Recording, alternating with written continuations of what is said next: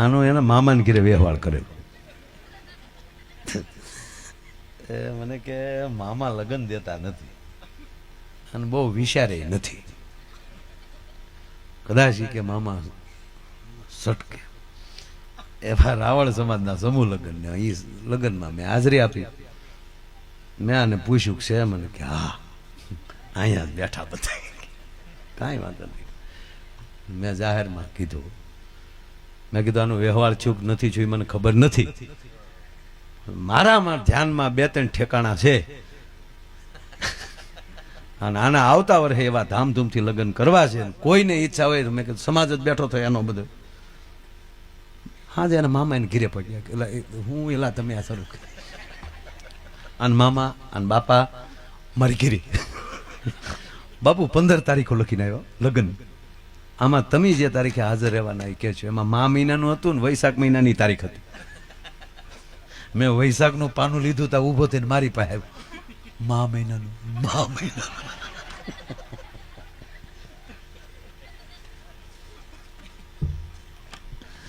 પછી તો હું ગયો લગ્નમાં ગયો, જાનમાં ગયો, ફૂલેકાંદી તે પ્રોગ્રામ કર્યો, વરરાજાને જે લાડ લડાવ્યા, હા એવા મેં ગીત ગાયા. કહેતા હો તો ગાઓ, તમે તો હાથ પાડો ને. પણ બધા જવાનલા જાન લઈને ગયા, ટૂંકમાં ભાભો લીધો નહીં કે અરે ડીજે મોરી સાહેબ બેન્ડ વાજાન ઉલ્લી ઉલ્લી તમને કહું બધા કૂદ્યા. વાસરુ કાકા ઘરે આવી ગયા. અહીંયા હતા, તમારું સન્માન કર્યું. તો હું બારો ગયો ક્યારે છું છે, તો હાસુ મારું ધ્યાન નો. વાસરુ કાકા અમારે એમ સિમેન્ટનું ગોડાઉન એને ફાળે રાખ્યું. કચ્યા ધંધો કર્યો એને ખબર છે તમને? આ બાપુને કહેજો, એને નથી ખબર. હો નિરાશે કહેજો. એટલે બસ આનંદ જ કરો તમે. ક્યાં પગેથી જાન ડીજે ને બેન્ડ વાજા વાગતા થાનો. ઓલા કે ભાઈ શાંતિ રાખો, જે જગ્યાએ જાન લઈને ગયા. ઓલા કારણ કે વેવાઈને ગામ ઓળખી ગયું કે આમાં એકલા બધા ઊભા વાહડા જ આવ્યા. ઉતારે બેહો શાંતિથી. બધાને ઉતારે બેહાડ્યા. પછી ગામના બાપુ 5 વડીલ આવ્યા કે ભાઈ જાની આવો, આમાં આગેવાનો કોણ કોણ છે? 27-28 વર્ષના વાંઢા વાંઢા ઉભા છે, અમે આગેવાનો છીએ. બાબા કે વાહ વાહ સરસ. પણ તમને ખબર છે અમારા ગામની નિયમની? ના. તો હું કૂદો. અમારા ગામમાં નિયમ છે, આ અમારા ગામનું જે તળાવ છે એ તળાવ આખે આખું ઘીથી ભરો, પછી માંડવેથી જાન ઉતારેથી જાન માંડવે આવે, પછી હામૈયું થાય. ત્યાં સુધી એ કે ભાઈ ડિસ્કો કર્યો છે. હવે કે પણ એટલું બધું ઘી નિયમ છે અમારો, તમને કોઈને કીધું નથી? ઘીથી તો કેમ હવે આવડું મોટું તળાવ ભરવું? કે તો નીકળો. પૈણ્યા વગર જાન નીકળે, ગામે લીધા માંડે નહીં, પેલા તળાવ ભરવું પડે, પછી જ જાન ઉતારેથી માંડવે આવે. ઓલા કેવું તા તો જમાલડા ને તો રીહ નાખે ઘરે ગયો કે બીજું ગોતી લેવું. પાછા વેળ્યા. પણ બાબા એક ઓલા કડબું નાખેલી હોય ને ટાંડા હાટું આરે થોડી કડબું લેતા આવતા. એ ભંડીક્યામ ભાફો એક પરાણે ગળી ગયેલો કે આ પરજા જાય પણ હારે જાવું પડે. અને ગાડા વેળ્યા પાછા, ગાડા પાછા વેળ્યા ને ભાફો પ્રગટ થયો કે તમે હતો હું હારે તમારો બાપ. એમ કઈ પરજાથી થોડા વ્યવહાર થાય. થયું શું કે ભાઈ આવું બન્યું, આખું તળાવ ઘીથી ભરો તો પાછા વાળો ગાડા પાછા વાળો ગાડા પાછા વાળ્યા, પાછા ઉતારે આવ્યા. વડીલ ઉભા થયા. કીધું ઉભા અમારી જાનમાં એક બાપા છે મળી લે. બાપા ઉભા છે તો ગામને નક્કી કરી લીધું કે હું પૂરું છું. બોલો ભાઈ, હું તમારા ગામની શરત છે તાકે આ તળાવ આખે આખું છે એ ઘીથી ભરો. તાકે ઘીની વ્યવસ્થા મેં કરી નાખી છે, પેલા તમે તળાવ ખાલી કરો. બસ તાકે એટલું જોઉં છું કે આમાં બુદ્ધિવાળો કોઈ છે કે નહીં. તેદુની કહેવત પડી કે ગઢા ગાડા વાળે. મારો કહેવાનો અર્થ એ છે વડીલોની સલાહ લઈએ, વડીલોની દ્રષ્ટિ લઈએ. હામળો ભાઈ ને અમે બે ગેંગ કરીએ. ખરેખર જાય હામળા ભાઈ બેઠો, એમના ભાઈ રામભાઈ એ એક પડ ખોદી નાખે, પછી ક્યારેક હું તગારામાં રહું ને હામળાભાઈ પાવડામાં ભરવામાં રહે, બરોબર. અમે એ પછી બધું વેવીને ક્યારેક હું તગારામાં ને એ તગારામાં ફેર્યા કરી વારા ફરતી, અને ભાઈ રામભાઈ છે એ વળું ખોદી નાખે. એ ખોદવામાં રહેતા પાછો હું પાણી લઈ આવું, પાછો બધાને. ત્યારે હામળાભાઈની ઘેરે લોઢાની મોટી ગોળી હતી, બાપુ સાહેબ ફેરો ને મોટી લોખંડની ઓલી કડાવાળ, એ મેં સાયકલના ફ્રેમની વેશમાં ફિટ કરી દીધી. એટલે આ ધારને ખબર કલ્પના નહીં હોય કે આ માયો અહીંયા પ્રોગ્રામ કરવા આવી છે. એટલે આ બધી કુદરતી વસ્તુ હોય છે. થોડુંક હજી મને સહેજ વોલ્યુમ આપો. માઇક સારા છે, સવાલ નથી, પણ હવે અમારા ગળા રોજ હવે ગાય ગાઈને હમણાં હળંગ. ચૈતર વૈશાખમાં જેમ ભાદરવામાં કાગડો ન મળે એમ આ મહિનામાં કલાકાર ન જડે. ના તો ભાગ આપણા કહેવાય કે કુદરતી ભેગું થઈ ગયું. મેં તારીખ તો લખી હતી હાજી પરની,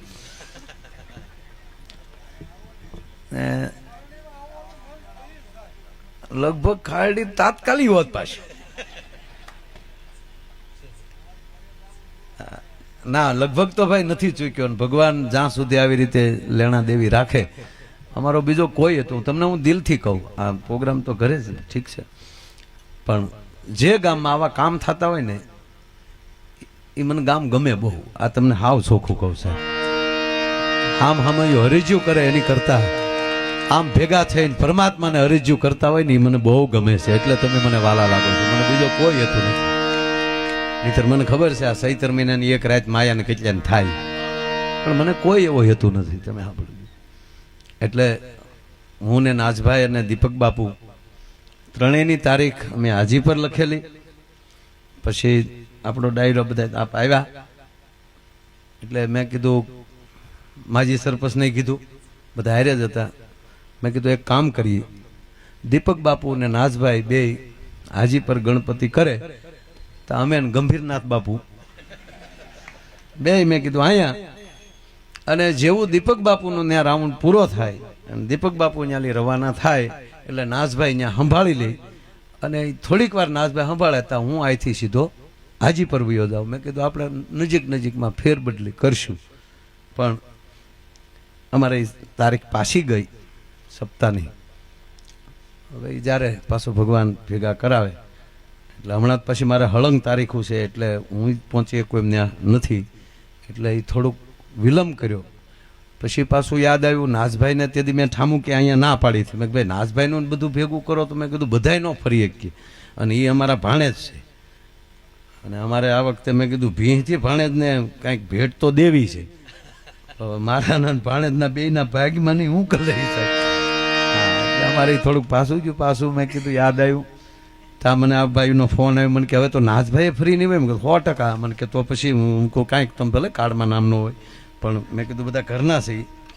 એટલે પાછું આખું મંડળ અહીંયા સ્થાપિત થયું છે. ટૂંકમાં જમાલડોએ નક્કી કર્યું ભાભો એ કે જાનમાં નહીં. હું એ વાત કરી આવું આજ ગોટા વળવી દઉં. તમે જુઓ, હા આ ગજાન તમે સવારે કથામાં લીધો. દાદા બેઠા છે. દાદા કાલે એકલું ગજાન આપજો. મારામાં જ ગજાનનો સાટો નથી, મારે તમને શું દેવું બધાને. આપણે હવાણ કરીએ બધા, દાંત કાઢો, આનંદ કરો. અને હસતા રહ્યો ને મને બહુ ગમે. હમણાં ભાઈ આપણો અમુક વરણ દાંત કાઢે ને મને પરિવર્તન દેખાયો. કતરાવા વાળા દાંત કાઢે એટલે આનાથી બીજું પત્ર આપણે આમ જ કોઈ ક્યાં ન થાય કોણ એ દાંત કાઢે કેટલું પરિવર્તન કહેવાય. એટલે બસ દાંત કાઢો, મોજથી જીવો યાર. કાંઈ હારે આવવાનું નથી સાહેબ. હું આગળ જમતા જમતા મધુભાઈની વાડીએ જમતા જમતા બાપુ મેં કીધું ને કે બે વસ્તુ તમે તૂટી જાવ તો એ તમારા હાથમાં નથી. ક્યાં જમવાનું ને ક્યાં હોવાનું. હોવામાં બધું આવી ગયું. ક્યારે છેલ્લો શ્વાસ લેવાનો એ નક્કી નથી. કઈ જગ્યાએ નિંદર કરવાની છે એ નક્કી નથી. અને કઈ જગ્યાએ રોટલો ખાવાનો છે એ તમારું ધાર્યું કોઈ દી ન થાય. નહીંતર મારું નક્કી બીજે હતું. અને એમાંલી પાછું બપોર પછી પાછું ફર્યું. બોલો ભાઈ શરમણ ને એ લોકોનું જમવાનું ત્યાં કેણે કીધેલું. હમણાં મહેમાન બધા આવ્યા ને ત્યાં જાફરાબાદથી. આપણે ભાઈ પરસોત્તમભાઈ ના ભાઈ ભરતભાઈ એમનો પોતે જમાય. બોર્ડાથી ફોન આવ્યો મને કે મેં બોર્ડ મેં કીધું અહીંયા જ ભાઈ આવો જમવા બેહાડે. મને કે ત્યાં ઓલા વાત. અરે મેં કહ્યું હવે કી નક્કી જ ન હોય કાંઈ, અમારું નક્કી નહોતું. એટલે જમતા જમતા મેં એ વાત કરી કે આ અમુક વસ્તુ નક્કી નથી. એટલે મોજ જ કરવાની, કાંઈ નક્કી નથી આપણું. હું બોલવાનું એ નક્કી નથી, નક્કી કર્યું જ નથી કાંઈ. બાપુ પધારો, પધારો બાપુ, પધારો. બાપુ પધારો. વાહ સંતો, વાહ પધારો. વાહ વાહ. આમાં કોના રૂપમાં ક્યારે કોણ આવે રમજો બાપુ એ કઈ નક્કી જ નથી. પધારો, પધારો. વાહ વાહ.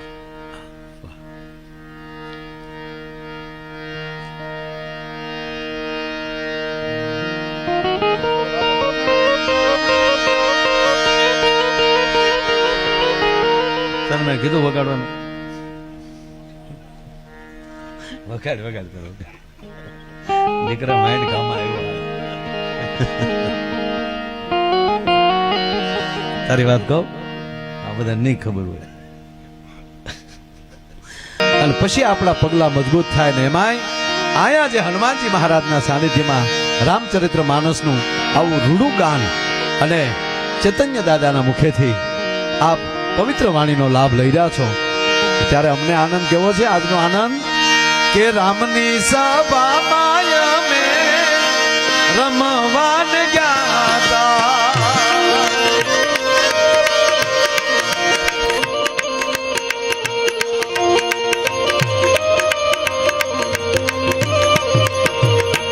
રામની સભામાં અમે રમવાન ગયા હતા.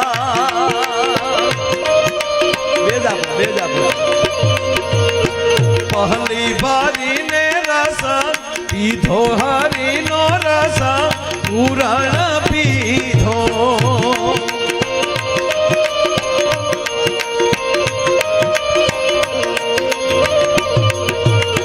રામની સભામાં અમે રમવાને ગયા હતા.